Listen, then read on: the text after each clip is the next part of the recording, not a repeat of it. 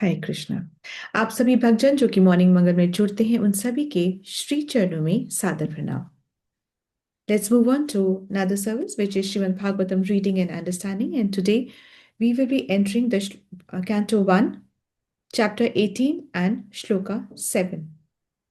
Let's start with the prayer service. हरे कृष्ण माता जी दंडवत प्रणाम।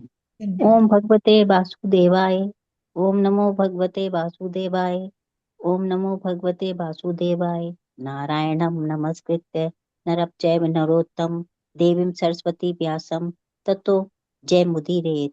नष्टप्रावेषु भद्रेषु नित्यं भगवत् सेवाय भगवत उत्तम श्लोके भक्ति भक्ति नैष्टिके कृष्णाय वासुदेवाय च देवकी नंदनाय च नंद गोपाय कुमाराय च गोविंदाय नमो नमः।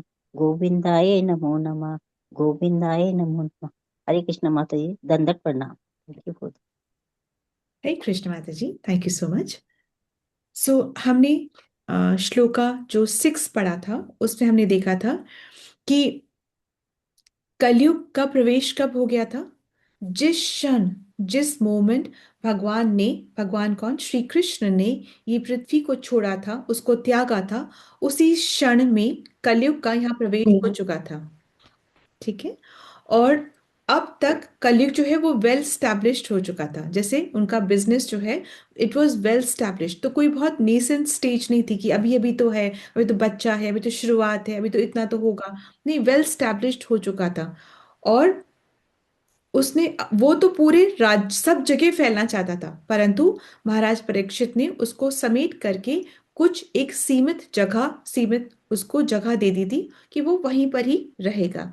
अब सीमित कर लिया, और पता है कि कलयुग है ये, जानते हैं, ऐसे तो ना कि जानते नहीं थे, जानते हैं कलयुग है, उसका प्रभाव होगा। तो फिर उसको सीमित कर लिया, मतलब वो गलत होने ही नहीं दिया। कलयुग को सीमित कर लिया मतलब कि बाकी जगहों पे गलत होने नहीं दिया, सिर्फ वहीं पर जहां वो है वहीं पर ही गलत होगा। ठीक है, जहां पे गैम्बलिंग हो रही हो, बाकी जो चीजें हैं वो हो रही हो, वहीं पर ही कलयुग रहेगा। तो अब कलयुग को मारा क्यों नहीं? मार ही देते तो सब सेफ ही रहते, फिर डर भी नहीं रहता कि कलयुग ऐसे अपना प्रभाव छोड़ेगा। मारा क्यों नहीं?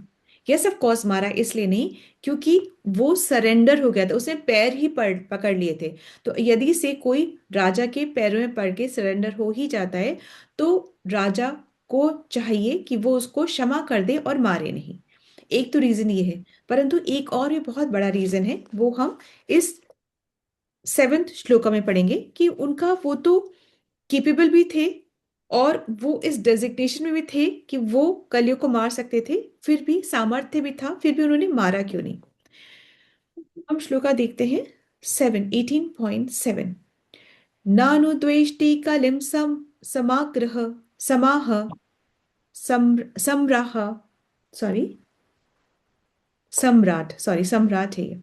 नानुद्वेष्टि कलिम सम्राट सारंगा इव सार्वभौक कुशलान्य आशु सिद्ध्यन्ति नेतराणि कृतानि यत्।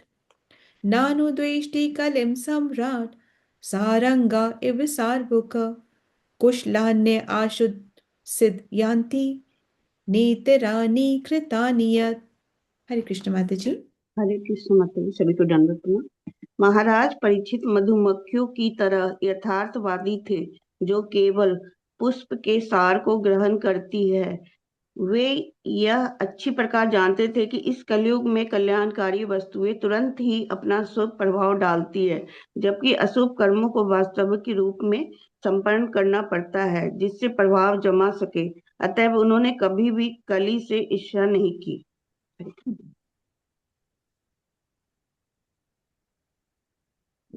माता जी आपने 7th ही पढ़ा है ना? हाँ, यस ऑफ कोर्स। ठीक है।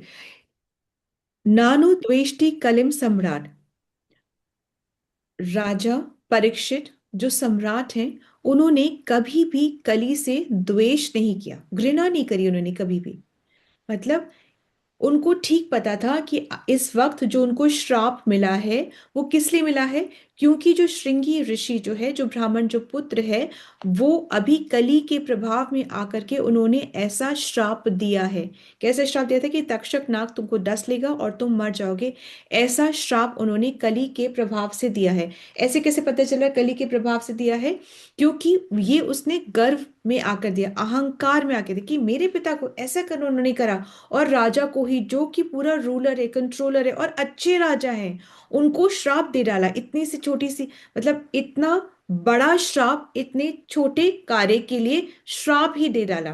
तो वो समझ रहे थे ये कली के प्रभाव से ही उन्होंने ये श्राप दिया है, क्योंकि उनमें गर्व, उनमें अहंकार आ गया था। कली का प्रभाव दिखता है ना, किस कली सामने आके नहीं खड़ा होगा, वो किसी तरीके से आपको प्रभाव डालेगा आप पर। तो गर्व, अहंकार की वजह से उन्होंने ये श्राप दिया, परंतु फिर भी उन्होंने नहीं माना, क्योंकि जो वैष्णव होता है ना, वो पर दूसरों में जो एक छोटा सा भी गुण होता है उसको देख करके उसको इलाबरेट करता है, और बाकी जो अवगुण है उससे आंखें बंद कर देता है।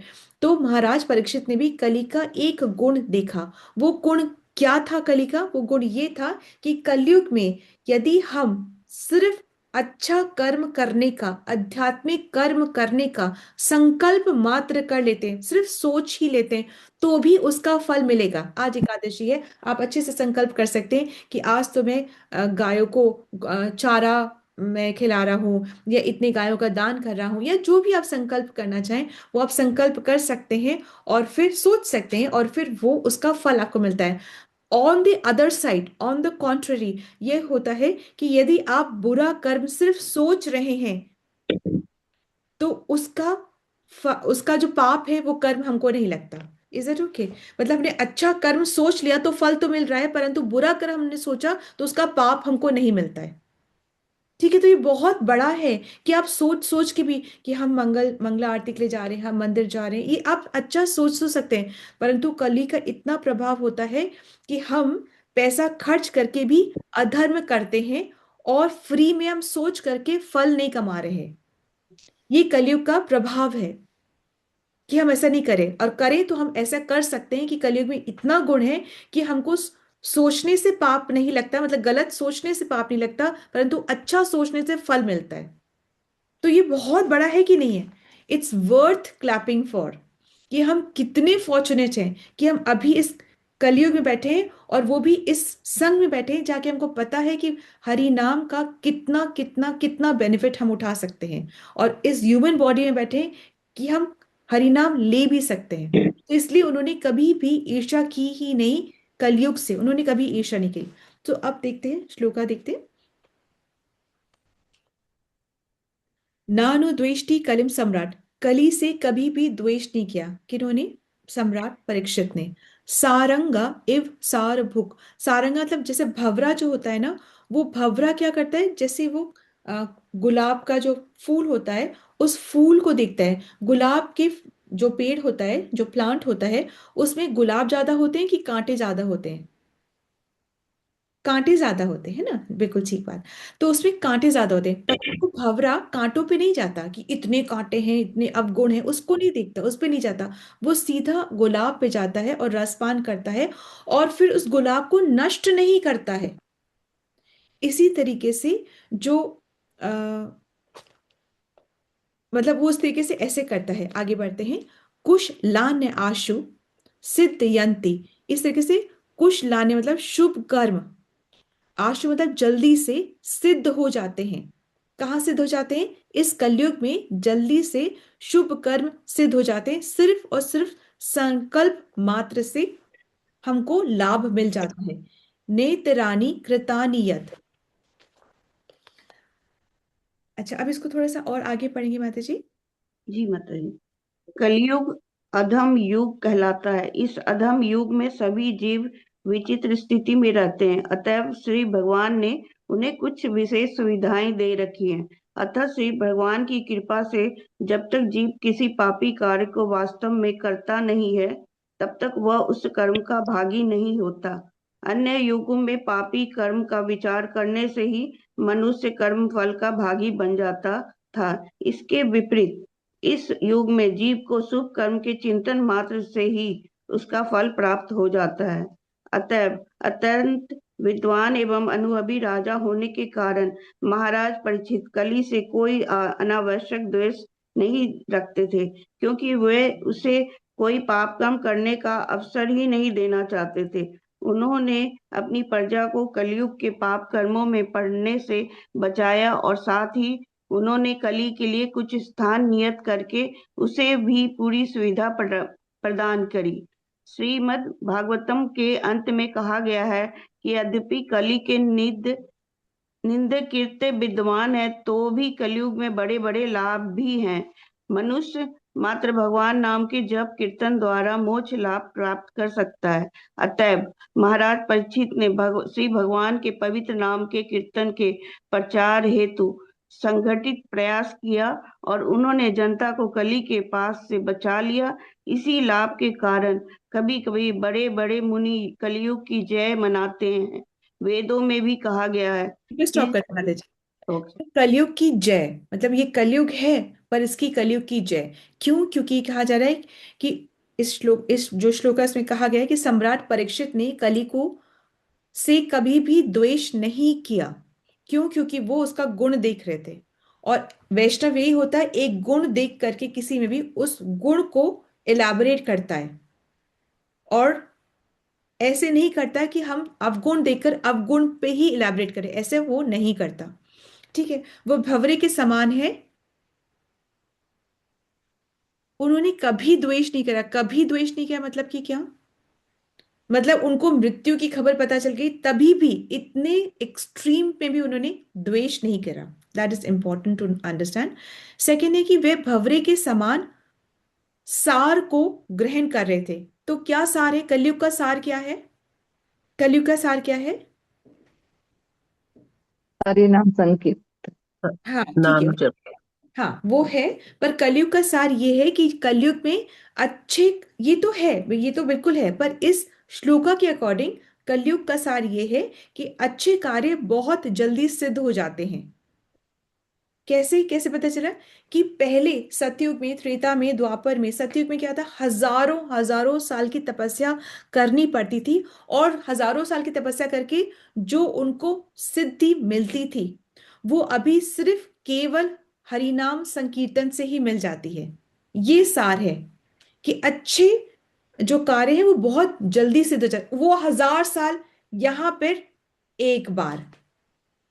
ठीक है, इस तरीके से होता है। और यदि कोई व्यक्ति अशुभ कर्म करता है तो, या सोचता है, मतलब अशुभ कर्म करने की सोचता है, तो उसको फिर उसका पाप नहीं लगता है। ठीक है, इज दैट क्लियर? और ये हम कैसे माने? ये यहां भी कहा गया है। प्रभुपाद अपने एक्सप्लेनेशन में कह रहे हैं, ये श्रीधर स्वामी ने और जितने भी सब जो आचार्य हैं सब ने यही बात रखी है। ठीक है, तो कली का सार क्या है? कि हम जो भी, कली का सार क्या है? अशुभ सोचने पर कोई फर्क नहीं पड़ता, खाली शुभ सोचने मात्र से पुण्य मिल जाते हैं। और शुभ मतलब क्या? कि शुभ मतलब क्या? कि मेरा प्रोग्रेस हो, जॉब में मेरी इतनी की सैलरी मिल जाए, ये शुभ है। कोई भी नेक कार्य हाँ अगर बिल्कुल ठीक। आध्यात्मिक कार्य ये रखना बहुत जरूरी है कि उसका बुरा हो जाए मेरा अच्छा हो जाए, ये शुभ नहीं है। आध्यात्मिक कार्य, कोई आध्यात्मिक कार्य सोचने मात्र से हमें फल मिलता है और कुछ अगर गलत सोचते हैं तो उसका हमें पाप नहीं मिलता। ये कलयुग है और यही वैष्णव के गुण है कि वो दूसरों में गुण देखता है। और ऐसा करने पर, हरिनाम संकीर्तन करने पर, इस कलयुग में बहुत सारे जीवात्मा जो हैं उनको भगवत प्राप्ति होगी ही होगी। ये खुद ब्रह्मा जी भी कह रहे हैं कि भगवत प्राप्ति होगी ही होगी। अब हम 18.7 पे जाते हैं और इसका लिंक ये बनता है, आगे श्लोक में हम जाते हैं, इसका लिंक ये बनता है कि यदि कलयुग इतना ही खराब है कि, मतलब ऐसे कहते हैं ना कि भाई लोग सोचेंगे नहीं ना, अच्छा काम करने के लिए लोग सोच ही नहीं रहे। सोच कौन रहा है? आप लोग यहाँ बैठ करके जपा कर रहे हो, ऐसे कितने लोग यहाँ जपा कर रहे हैं? Very few. बहुत कम लोग कर रहे हैं। आसपास भी देखेंगे तो भी बहुत हम काउंट कर सकते हैं फिंगर्स में कि, तो हमें लग सकता है कि तो नॉर्मल है, परंतु ये नॉर्मल नहीं है। तो अगर ये कहा जाए कि कलयुग में अच्छा सोचने से अगर फल मिल जाएगा, तो अच्छा सोच कौन रहा है? कलयुग का प्रभाव इतना है कि अच्छा सोच कौन रहा है? तो यहां पर ये कह रहे हैं कि ऐसा नहीं है। ऐसा नहीं है कि कोई भी संकल्प नहीं कर रहा है, कोई भी अच्छा सोच नहीं रहा है। कलयुग उसी को ही प्रभावित कर रहा है जो कि एक्चुअली विवेकी नहीं है, जिसके पास वो विजडम नहीं है, जो कि असावधान है, मतलब जो कि केयरलेस है, उसको कुछ फर्क ही नहीं पड़ा है जिए मरे क्या करे, जो सबका होगा वो हमारा हो जाएगा। बोलो उनसे कि अरे भाई अब ज्यादा वक्त नहीं है, कभी भी मृत्यु आ सकती है, तो बोलते हैं, हाँ तो मेरी अकेली थोड़ी ना आएगी, दूसरों की भी आएगी, जो उनके साथ होगा वो हमारे साथ भी हो जाएगा। तो वो केयरलेस हैं। वो जानना ही नहीं चाहते कि हमारे करने का कॉन्सिक्वेंस क्या होगा। वो जानना ही नहीं चाहते कि जीवन का पर्पस क्या है, हम किस लिए आए हैं, वो जानना ही नहीं चाहते। वो इन चीजों को लेक्चर और बोरिंग समझते हैं। वो जो ये बातें करते हैं उनको आउटडेटेड या रूढ़िवादी समझते हैं। ठीक है, तो वो केयरलेस हैं, वो जानना ही नहीं चाहते हैं, और वो अभक्त हैं, भक्ति करना ही नहीं चाहते हैं। तो ऐसे जो लोग हैं उनको प्रभावित करते हैं कलयुग। अन्य और जो लोग समझ रहे हैं, केयरफुल हैं, जैसे भक्त केयरफुल हैं, उनको प्रभावित नहीं करता है कलयुग। और अगर कभी उनसे गलत हो भी जाता है तो उनको गिल्टी फील होता है, फिर वो रेक्टिफाई करने की कोशिश। ठीक है, तो इस तरीके से होता है। तो अब यहाँ पे श्लोक आता है, किम न बालेषु सूरेण कलीनाधीर भीरुना अप्रमत्त प्रमतेषु यो व्रको नृषु वर्तते। किम नु बालेषु शूरेण कालेन धीरभीरुना अप्रमत प्रमतेषु यो व्रको नृषु वर्तते। हे कृष्ण। हरे कृष्ण। महाराज परीक्षित ने विचार किया कि अल्पज्ञ मनुष्य कली को अत्यंत शक्तिशाली मान सकते हैं, किंतु जो आत्म संयमी है उन्हें किसी प्रकार का भय नहीं है। राजा बाघ के समान शक्तिमान थे और अल्पज्ञ चिंता रहित मनुष्यों की देखभाल करते थे। हरे कृष्ण। हे कृष्ण माता जी। किम न बालेषु शूरेण, तो बालेषु मतलब जो कि भोले हैं, या बोल दो जो मूर्ख हैं, जो अज्ञानी हैं, जो केयरलेस हैं, जो नहीं समझ पा रहे हैं। तो जो ऐसे जो लोग हैं जो ज्ञानी नहीं हैं, कलयुग उनको तो डराता है ना, बहुत जोर से डराता है, उनको तो बहुत जोर से डराता है। परंतु उनको उन पे अपना पराक्रम दिखाता है। शूरेना मतलब उन पर अपना पराक्रम दिखाता है। कौन दिखाता है? कली। परंतु जो धीर पुरुष है, भीरुणा, धीर भीरुणा मतलब कि एक होता है धर्म भीरुणा। धर्म भीरुणा मतलब जो धर्म से डरने वाला, वो मतलब धर्म परायण जो है, जो भगवान से डरता है, धर्म, भगवान की बातों को न मानने से वो डरता है। धर्म क्या है? धर्म क्या होता है? भगवान के इंस्ट्रक्शंस को फॉलो करना, यही धर्म है। ठीक है ना? तो जो धर्म परायण है वो है धर्म भीरु। अब धीर भीरु क्या होता है? जो यहाँ शब्द आया धीर भीरु, भीरु मतलब होता है जिसने अपनी इंद्रियों को संयम कर रखा है, वो है धीर। वो धीर पुरुष है, वो स्टेबल माइंड है, वो इंटेलिजेंट माइंड है। जो स्टेबल बोलते हैं ना, ये बहुत धीर है, ये बहुत धैर्य पुरुष है। वो कैसे है धैर्य? क्योंकि उसने अपने इंद्रियों को वश में, अपने इंद्रियों को कंट्रोल कर रखा है। तो जिसने अपने इंद्रियों को कंट्रोल कर रखा है, कली उस पे प्रभाव नहीं डालता। वो कली खुद उससे डरता है, उससे वो थोड़ा दूर रहता है। ठीक है। और तो कली पकड़ता किसको? जो अल्पज्ञ हैं, जो भोले हैं, जो मूर्ख हैं, जो नहीं समझ पा रहे कि कली का क्या प्रभाव पड़ने वाला है उनसे, उनको वो प्रभावित कर देता है। अब जब धीर के पास आता है कली, तो धीर क्या कहता है? धीर उसको एक्सेप्ट नहीं करता, उसको पास फॉरवर्ड कर देता है कि इट्स अ रॉन्ग नंबर, यहाँ पे आपका काम नहीं है। चाहे कली कितना भी उसको प्रलोभन दे कि देखो कितना प्रोटीन है नॉनवेज में, खाओ के तो देखो, अरे एक ड्रिंक ले लो तो बिल्कुल सारे दुख भूल जाओगे। चाहे कली कितना भी, कली कुछ खुद आएगा नहीं। कली फ्रेंड्स के रूप में, सोसाइटी के रूप में, पीयर प्रेशर के रूप में, ऐसे रूप में आता है। और ऐसे जो कभी शेरो शायरी जो हो जाती है ना कि कुछ तो ऐब हो जीवन में कि हमारे दोस्त हमसे छूट ना जाए, ये सब जो होता है ना, ये भ्रमित करने वाली सारी काव्य रचनाएं होती हैं, इनसे कोई फायदा नहीं होता है। ठीक है, तो माता जी थोड़ा सा हम पढ़ेंगे इसको, प्लीज जी रीड। मैम। हाँ, जो श्री भगवान के भक्त नहीं हैं वे चिंता रहित तथा मंदबुद्धि होते हैं। जब तक कोई पूर्ण रूप से बुद्धिमान न हो वो भगवत भक्त नहीं हो सकता। जो भगवत भक्त नहीं है। जस्ट जो बुद्धिमान है ना वही भगवत भक्त है, ये बहुत और बहुत इंपॉर्टेंट लाइन है। अदरवाइज हमें क्या देखा जाता है, जो भक्ति करा तो हाँ बिल्कुल ही वेले बैठे हैं और कुछ काम है नहीं करने को तो भक्ति करते रहो, उनमें सोचते हैं कि ज्यादा, ये लोग मूर्ख लोग हैं, ये लोग बस ऐसे सेंसिटिव हैं, इस इमोशनल हैं इसलिए भक्ति करें। नहीं, भक्ति सिर्फ वो ही कैरी फॉरवर्ड करता है जो कि बहुत इंटेलिजेंट है। और वो किसकी भक्ति कर रहा है? पूजा किसकी होती है? देवी देवताओं की होती है। भक्ति किसकी होती है? भगवान की होती है। और जो इंटेलिजेंट है वो ही ऐसे भगवान की भक्ति कर रहा है। जो मूर्ख है वो अपनी छोटी छोटी इच्छाओं से घिरा हुआ है, और उन छोटी छोटी इच्छाओं को पूरा करने के लिए वो देवी देवताओं की पूजा में रहता है। वो छोटी छोटी इच्छाएं इसी भौतिक जगत को कंफर्टेबल बनाने वाली हैं, परंतु वो यहां से पार कराने वाली नहीं है। जो छोटी छोटी इच्छाएं हैं वो इस भौतिक जीवन को ही कंफर्टेबल करने वाली हैं। वो छोटी छोटी इच्छाओं के लिए जो देवी देवताओं की पूजा में रहते हैं वो एक्चुअली में इस जीवन मृत्यु के काल चक्र को पार करके यहां से नहीं जा सकते हैं।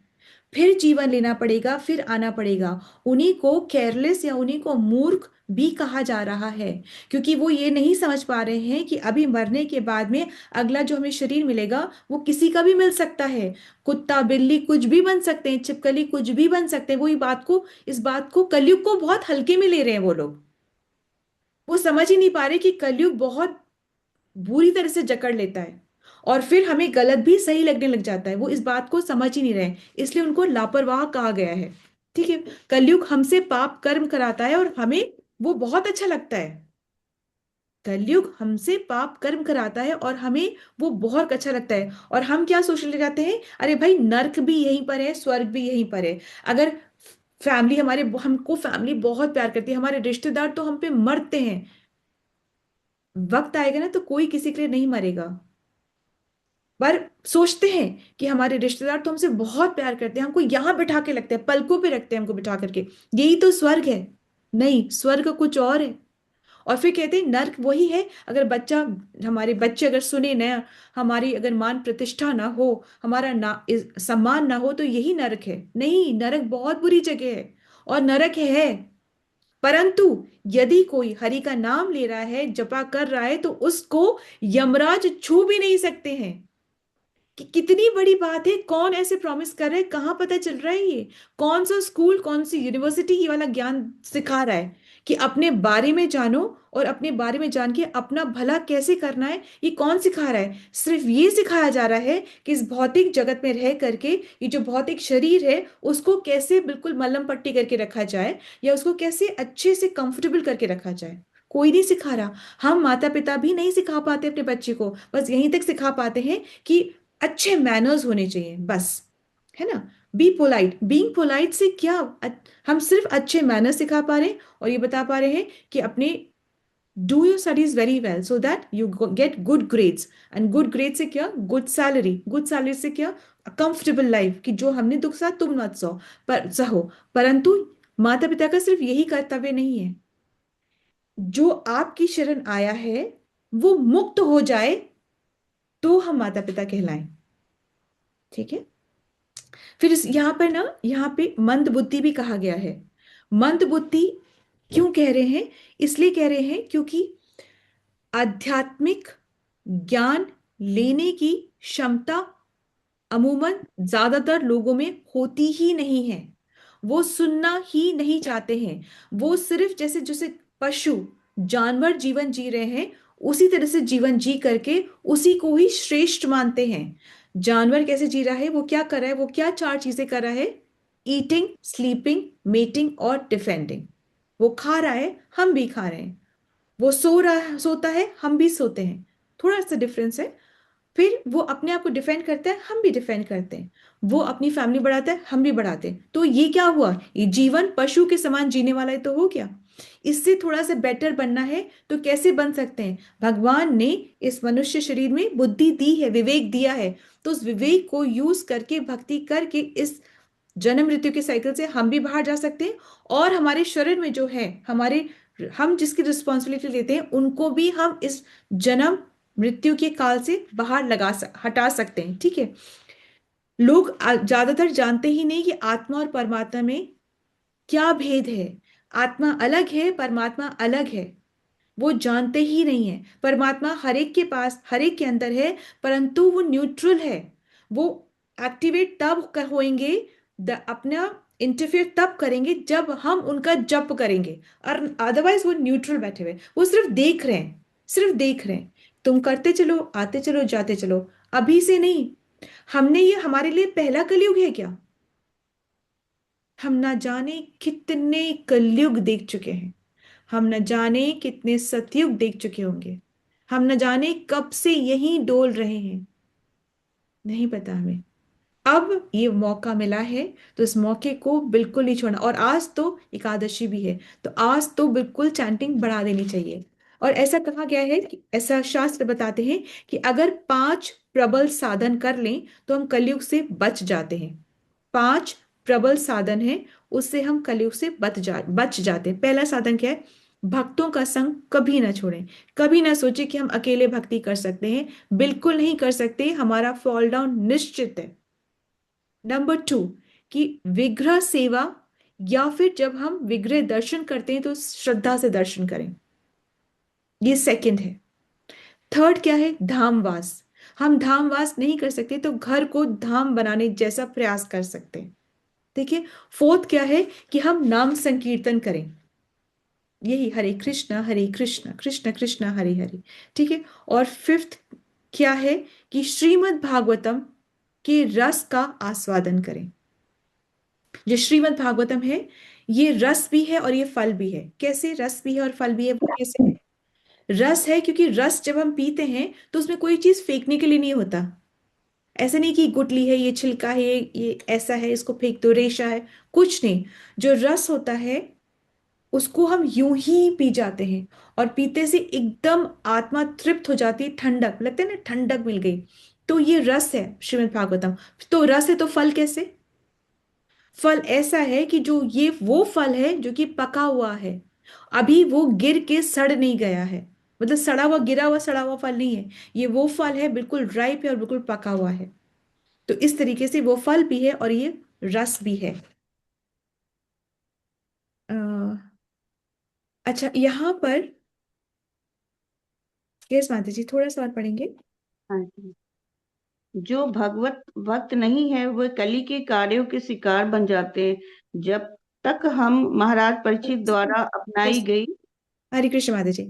तो एक क्वेश्चन यहाँ पे स्टार्ट हुआ था कि उसको इंटेलिजेंट क्यों कहा जा रहा है जो कि भगवान की भक्ति कर रहा है? उसको इंटेलिजेंट क्यों कहा जा रहा है? क्यों, हम क्यों कह रहे हैं उसको इंटेलिजेंट? वो क्यों इंटेलिजेंट है? क्यों, क्या समझ पा रहा है जो कि दूसरे नहीं समझ पा रहे? वो क्या समझ पा रहा है? ये क्वेश्चन था which I did not take the answer for, please forgive me. तो इसका आंसर क्या बनेगा कि क्यों कह रहे हैं उसको इंटेलिजेंट? कि भाई इंटेलिजेंट है, भक्ति करे, क्यों कहा जा रहा है? क्योंकि वो क्या समझ रहा है? वो कोशिश करिए। वो आत्म संयमी है, कलयुग की इस बात को समझ पा रहा है हाँ, कि वो अच्छा। आत्म संयमी है, इसलिए वो कर रहा है। पर उसको हम इंटेलिजेंट क्यों बोल रहे हैं? वो क्या समझ रहा है? मतलब वो समझ क्या रहा है? वो समझ सम, ये रहा है। हाँ जी माता जी। हाँ भगवान जी। श्री कृष्ण की सेवा करना ही हाँ। हमारा अल्टीमेट गोल है, यही बात वो समझ रहा है। वो हाँ। समझ पा रहा है कि कृष्ण की सेवा करके ही मैं हाँ।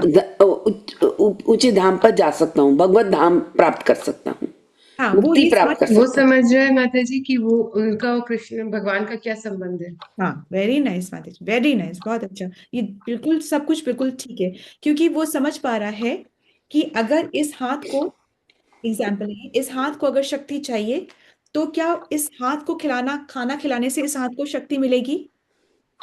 नहीं मिलेगी। कैसे खाना खिलाना पड़ेगा? एक प्रोसेस है। क्या प्रोसेस है? राधे मुंह, राधे हरे कृष्ण माँ, राधे राधे। हरे कृष्णा, राधे राधे माँ, Radhe Radhe. Hare Krishna. Please be mindful of the mic.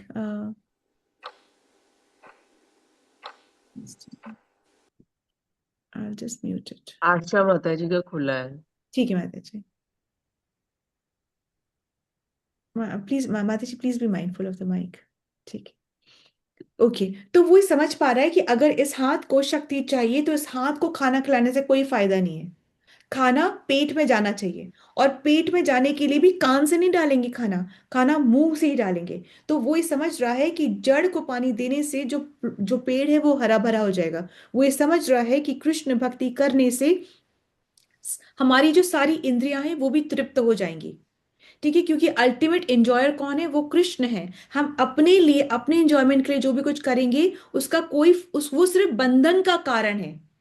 हम अपनी इंद्रिय तृप्ति करने के लिए यदि कोई भी कार्य करते हैं वो सिर्फ और सिर्फ हमारे बंधन का कार्य है। परंतु वही कार्य कार्य वही होगा, परंतु यदि हम ये भावना रख करके हम कृष्ण की प्रसन्नता के लिए कार्य कर रहे हैं तो कार्य वही है। कृष्ण प्रसन्न, तृप्त तो हम भी तृप्त, ये होता है। ठीक है, ऑब्वियसली आप कुछ भी खाना बना करके, भोग बना करके जब कृष्ण को ऑफर करके आप उसको प्रसाद रूप में पा रहे हैं तो प्रसाद वही खाना, आपने वही खाया है, पर आपने कृष्ण की प्रसन्नता के लिए बनाया है, उनको ऑफर करा है और प्रसाद रूप में आप ग्रहण करते हैं। तो आप कृपा को ग्रहण करते हैं। प्रसाद का दूसरा नाम क्या है? कृपा। और अगर आपने ये कार्य नहीं करा, बस अपना बनाया अपना खाया, तो आप पाप खा रहे हैं। Is that okay? तो ये बात हमको ध्यान रखना है कि भगवान ही भोगता है, वो इस बात को जान रहा है। वो इस बात को जान रहा है कि इस जगत में बिल्कुल कोई सुख नहीं है। वो क्या समझ रहा है कि सुख तो भगवान के चरणों में और भगवान की भक्ति में मिलता है। सच्चा सुख भगवान तुम्हारे चरणों में। ठीक है, ये वो उस बात को समझ रहा है। एक बात सुनिए बहुत ध्यान से कि ये डेफिनेट है कि मन भगवान की भक्ति में नहीं लग रहा है, लेकिन मन भगवान की भक्ति के सिवा और कोई कहीं लगेगा भी नहीं।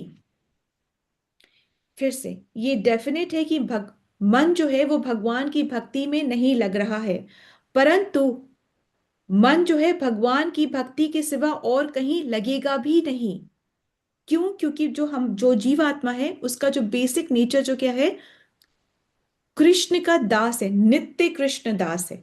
ये ही उसका बेसिक नेचर है। तो हम चाहे कहीं पर भी जगह खुशी ढूंढ लें, हमें वो नहीं मिलने वाली है। मछली को अगर पानी से निकाल करके उसको आप गुची का स्कार्फ पहना दो, उसको आप सोना चांदी लगा हुआ हलवा खिलाने की कोशिश करो, फिर भी वो खुश नहीं होगी। क्यों? क्योंकि मछली जो है वो प्राणी कहाँ का है? जल का प्राणी है। और आपने जल में डाल दिया तो वो तृप्त हो जाएगी, वो खुशी हो जाएगी। इसी तरीके से जो आत्मा है, हम जो आत्मा है, उसका जो बेसिक नेचर जो है, बेसिक नेचर क्या कहलाता है? कि उसमें से वो हटा दिया जाए तो वो ना रहे। आप समझ गए कि अगर पानी में से वो तरल पदार्थ हटा दिया जाए तो पानी पानी नहीं रहेगा। यदि मैं आपको कुछ सफेद चीज दूं और कहूं कि ये शक्कर है, और आपने उसको चखते से बोला ये तो बिल्कुल नमक लग रहा है, तो सफेद चीज है, पर अगर मैंने शक्कर में से मीठापन हटा दिया तो शक्कर शक्कर नहीं रहेगी ना, फिर वो अलग ही चीज। तो बेसिक नेचर मतलब कि उसका बेसिक वो हटा दिया तो वो नहीं है। तो जीव का बेसिक नेचर क्या है? नित्य कृष्ण दास। अब वो ये नहीं समझ पा रहा। क्यों नहीं समझ पा रहा? क्योंकि अनर्थों से ढक गया है। अब नहीं समझ पा रहा तो वो खुशी हर जगह ढूंढ रहा है, रिश्तेदारों में, संबंधों में, लग्जरी में, कंफर्ट में, ये सब खुशी ढूंढ रहा है। और वहां पर फिर कह रहा है कि मन ही नहीं लग रहा। अगर पैसों से ही खुशी आकी जाती तो जो बहुत अमीर है फिर उसको तो बहुत खुश होना चाहिए, पर सुसाइड केस तो वहां पे भी होते हैं। तो पैरामीटर्स पैसे से नहीं आकर, वो इतना लकी है, उससे नहीं। लकी पैसों से नहीं आका जाता। लकी वो है जो भक्ति कर पा रहा है। ठीक है, तो वो ये समझ पा रहा है कि जगत में सुख नहीं है। वो ये समझ पा रहा है कि अल्टीमेट जो भोगता है वो श्री कृष्ण ही है। वो इन बातों को समझ पा रहा है। ठीक है, और 8.28 में भी भगवत गीता में कहा गया है कि वेदेषु यज्ञेषु तपसु चैव दानेषु यत् पुण्य फलम प्रदिष्टम यत् अत्येति तत् सर्व मिदम विदित्वा योगी परम स्थानु पैति चाद्य, मतलब कि वेद पढ़ने का जो फल है, यज्ञ करने का जो फल है, दान करने का जो फल है, तप करने का जो पुण्य मिलता है, वो सारा का सारा पुण्य एक योगी को, जो कि अपने इंद्रियों को भगवान में लगा लेता है, उसको वो पूरा फल भी मिलता है और परम धाम भी मिलता है। सब कुछ हमारे लिए कोई रिचुअल्स मायने नहीं रखते। No rituals. जो भगवान का नाम ले रहा है उसको कोई तपस्या, कोई यज्ञ, कोई वेद पढ़ने की, कोई दान की, कोई करने की जरूरत ही नहीं है। जरूरत ही नहीं है। एवरीथिंग इज टेकन केयर जब हम भक्ति में हैं और भगवत भक्ति में, कृष्ण भक्ति में, everything is taken care of. ठीक है। देखो, सोचने वाली बात है कि जो बैंक का बैलेंस हमारे पास हमारे साथ जाने ही वाला नहीं है, उसके लिए हम इतनी मेहनत करते हैं, 9 9 10 10 12 12 घंटे हम मेहनत करें, और जो हमारे साथ जाने वाला है उसके लिए हम समय ही नहीं ले पा रहे। तो अब मूर्ख कौन बना? बुद्धू कौन बन रहा है यहाँ पे? हम बन रहे ना बुद्धू।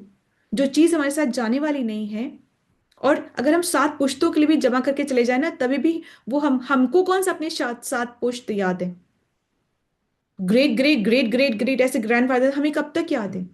और क्या हम का रोज उनको उनको याद करते हैं?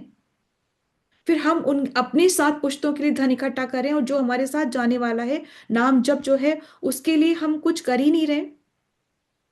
और ये जो नाम जप है ना, ये कोई नहीं छीन सकता। ना मृत्यु छीन सकती है, ना ब्रह्मा, ना यमराज, आ, कोई भी इसको छीन नहीं सकता। ये हमारे साथ रहेंगे। यमराज नहीं छीन सकते, ब्रह्मा जी भी नहीं छीन सकते इसको।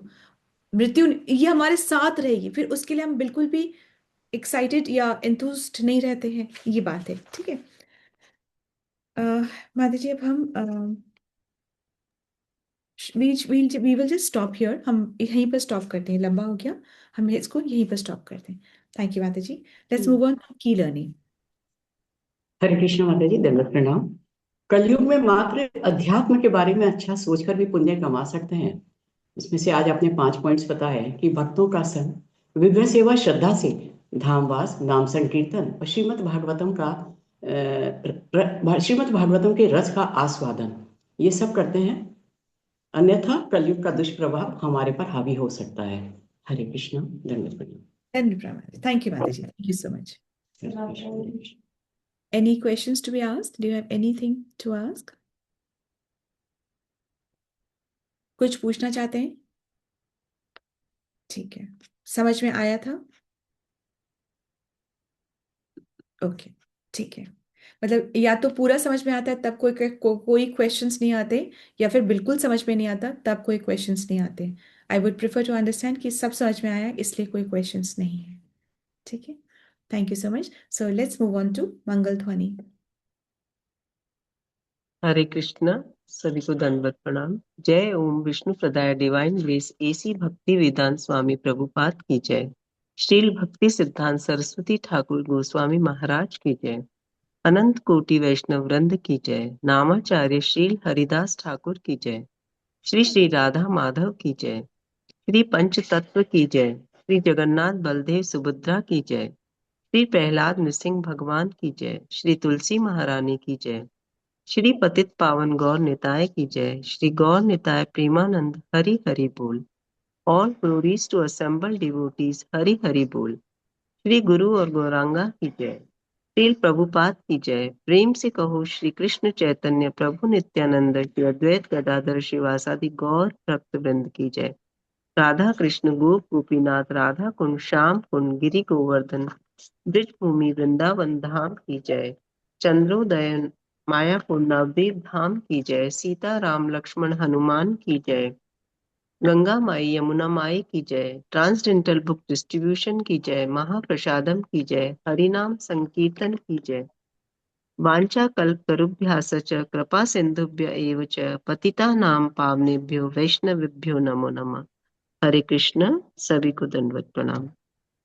Hey Krishna, let's all join our hands and pray to Krishna and seek his blessings so that we can become sincere devotees and do our chanting offenselessly and sing the glories of Krishna far and wide.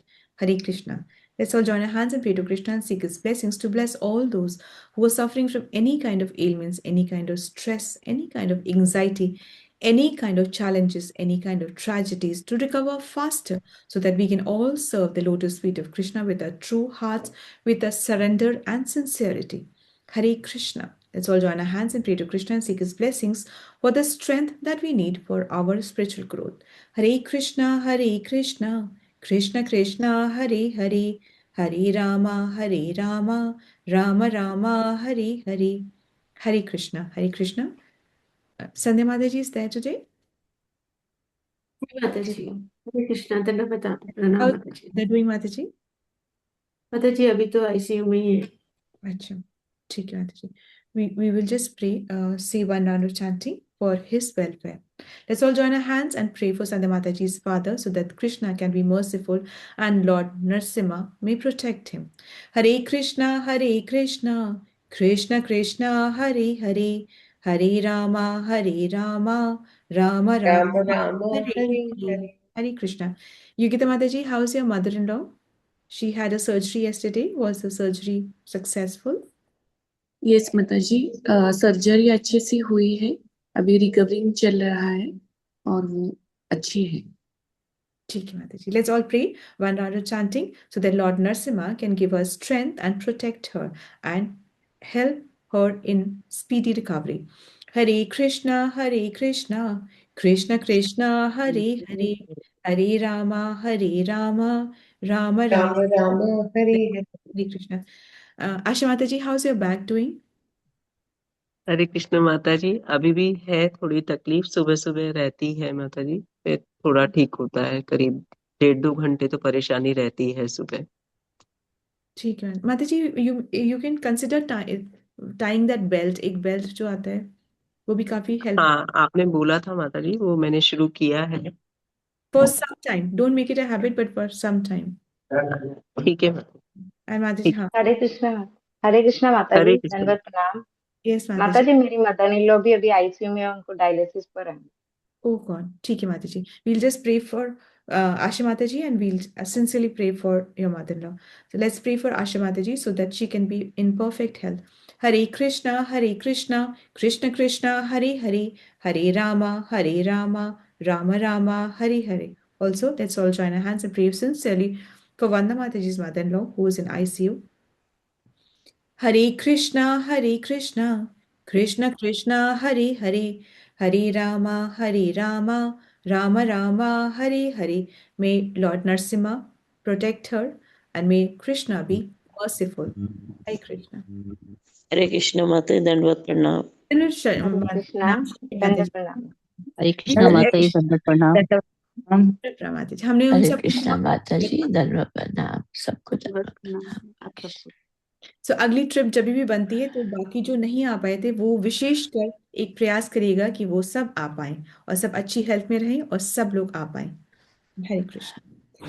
हरे कृष्णा माता जी दंडवत प्रणाम सबको दंडवत प्रणाम दंडवत प्रणाम सभी को हरे कृष्णा माता जी दंडवत प्रणाम सभी को Hare Krishna.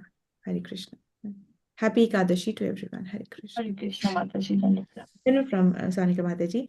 माता जी एक क्वेश्चन था, एकादशी में अपन कैरेट वगैरह ले सकते हैं क्या? किसमें? एकादशी में?